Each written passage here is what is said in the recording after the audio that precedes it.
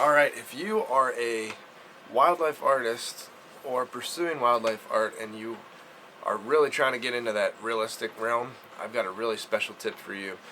So, through the last few years, I've kind of gone through a transition where my paintings were a little on the bluer side, a lot of cool tones. I didn't incorporate the warm tones, and I was losing that balance. One thing, it's really important to have the balance, but also if you're studying your reference photos, you're going to see your animals are going to have a lot of warm tones and cool tones. No matter what animal it is, you're going to find that in there. And I'm going to show you some different reference photos that I've taken over the years. And I'll break it down and just kind of show you what I look at when I'm doing a painting. You'll find out the more you focus on that and the small color shifts, you almost have to imagine in your mind that there's some stuff going on that you're not actually seeing in the photo, and go from there because it's going to change you for the better.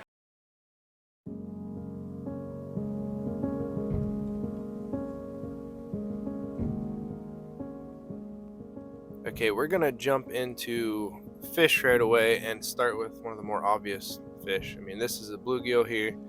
Bluegills are known for having all the color. Of course, they got the blue in their gills. And then they have these red tones. But if you're looking in between, you're going to see where it transitions. You're going to have a little bit of a blue halfway across some of these scales up in. You just got to pay attention. They even have blue up into their face a little bit here. And if you're looking at some of the subtle things, like the reflection here has got more of a bluish tint to it with there's some warm tones right in here too. So, up through here, parts of the scales, just pay very close attention to that kind of thing. Okay, now jumping into another fish here. This is a walleye, one I caught a few years ago. And you're looking at this thing's face. Generally, you think walleye, kind of goldish toned all around. But if you really break it down, you got a lot of cool tones up in here. The eyes always have a little bit of the cool tones into them. And a lot of times with fish, you get down to the lower end of the gills. You find a lot of bluer tones. And my brother's a taxidermist, so there's I got a little bit of information from him. You get up to the upper end of a fish, and they tip the scales a goldish tone. You get down to the bottom, they tip the scales in a silvery tone. So there's definitely a difference. Under here, they always have a little bit of a reddish kind of patch right underneath their chin. And here is a nice transition inside of the mouth. It starts with a little cooler tone and gets into a nice warm tone once you get all the way down in towards the throat. Okay, one last fish. This is a smallmouth bass. Big shout out to my buddy Josh for holding this thing for me. There's a link here at the top, just to show you his page. He's an awesome fisherman. It's got some great information. But anyway, the smallmouth bass here. If you zoom in here, you can see there's a lot of bluish tones in here, warm tones up in this little crease, and same as before, you got some cooler tones going into warmer tones here. There's always those cooler tones underneath, so just pay very close attention and the real subtle details, and you'll start to notice a difference with your artwork there.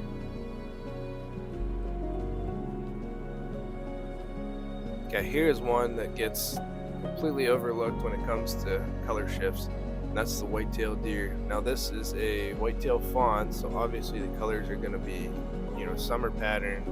Their coats are a little on the warmer side. They have kind of reddish coats. So obviously this is a really obvious one here. The ear is, the sun's coming through that, so you're obviously going to notice that, but you're going to have shifts here like in the face where there's the cool here, but it transitions into kind of a warmer shadow here. And you got a lot of cool tones on the nose, even from this little shadow here up into this eye spot.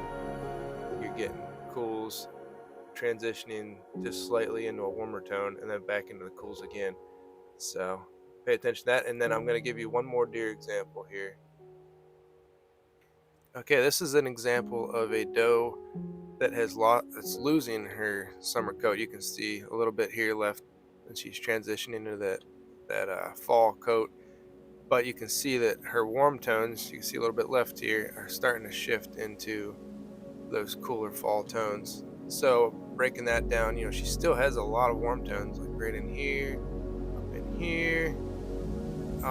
There's a lot around her eye here. That nose is always going to have a little bit of the cool tones, but just notice the subtle changes. Instead of just having a solid brown deer with some white throat patches and white ears, they've got a lot more than that.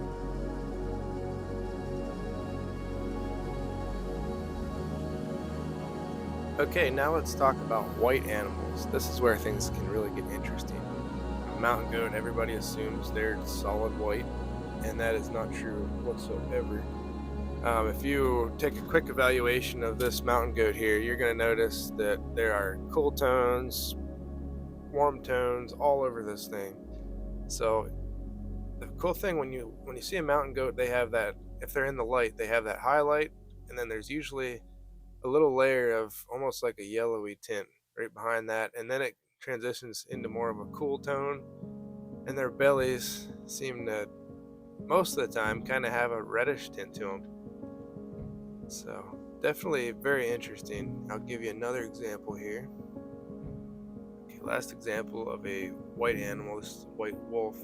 I apologize, the picture is a little on the grainy side, but for the sake of what I'm showing here, it's not going to make much difference. Another white animal.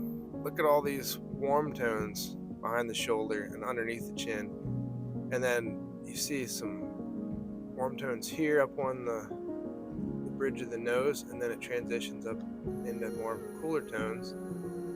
But you're seeing a lot of this in and out, cool tones, warm tones here, warm, cool in here.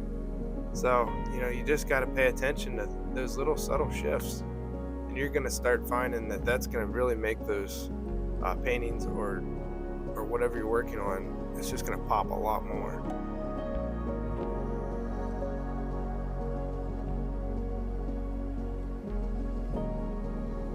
And the last animal I'm going to show you is the bighorn sheep. This is one I photographed this past summer up in Glacier National Park. Definitely gave me an awesome photo for reference. And bighorn sheep are actually my favorite animal, one of my favorite animals to paint because of how much color shifts they actually have. If you look at the top of the horns here, you're looking at some really cool tones, but quickly transitions into warm tones, and underneath the bottom part of the horn, they're very, very warm. In this particular photo, you have a really cool nose, and it goes up in where the sun's starting to hit. You're getting a little bit of warm tones into here. The ears cool here, but you're going up into the warm tones. There's just so much, and there's a lot of character in bighorns anyway. So if you can capture those subtle little shifts in there, you're gonna really make this thing stand out. It's gonna look fairly realistic. So thanks so much for watching the video. I sure do appreciate that. I'm very confident that if you take the information I showed you and just open your eyes a little bit, look for the warm and cool tones, even though they may be more on the subtle side. If you just go in there, even push them a little further than what your eyes are actually seeing them, it's going to liven up your paintings, bring them to life a little bit more, and ultimately I think it's just going to help you in the long run. So I hope this video helps you. If you liked it, please like and subscribe. Appreciate that. Thank you. Have a nice day.